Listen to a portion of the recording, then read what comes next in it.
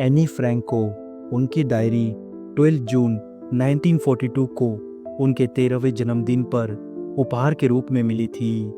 यह लाल और सफ़ेद चेक वाली डायरी उनकी सबसे अच्छी दोस्त बन गई, जिसे उन्होंने किटी नाम दिया।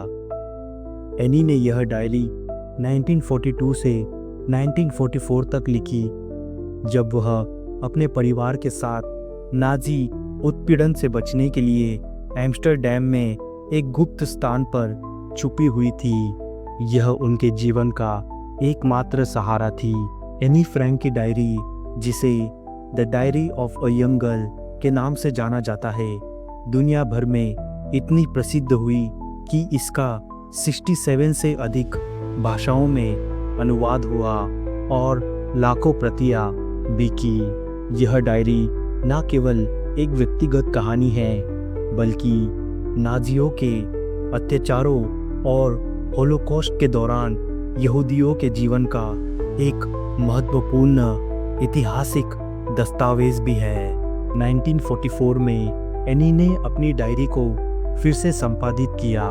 उन्होंने सुना था कि डच सरकार युद्ध के बाद लोगों के अनुभवों को संग्रहित करना चाहती है, इसलिए उन्होंने इसे बेहतर भाषा और सामग्री के साथ दोबारा लिखा। एनी ने अपनी डायरी में लिखा, कागज में लोगों से ज़्यादा धैर्य होता है। यह उनकी भावनाओं को व्यक्त करने का एक तरीका था जब वह अकेलापन और डर महसूस करती थी।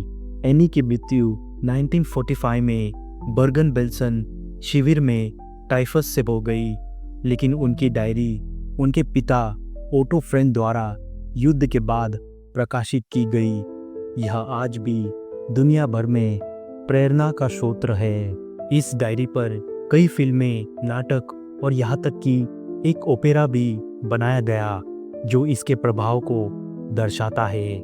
नीदरलैंड फॉरेंसिक इंस्टीट्यूट ने 1980 के दशक में डायरी के कागज, स्याही और हस्तलेखन की जांच की और पुष्टि की कि यह पूरी तरह से एनी द्वारा लिखी गई थी। एनी ने लिखा था, मैं मरने के बाद भी जीना चाहती हूँ।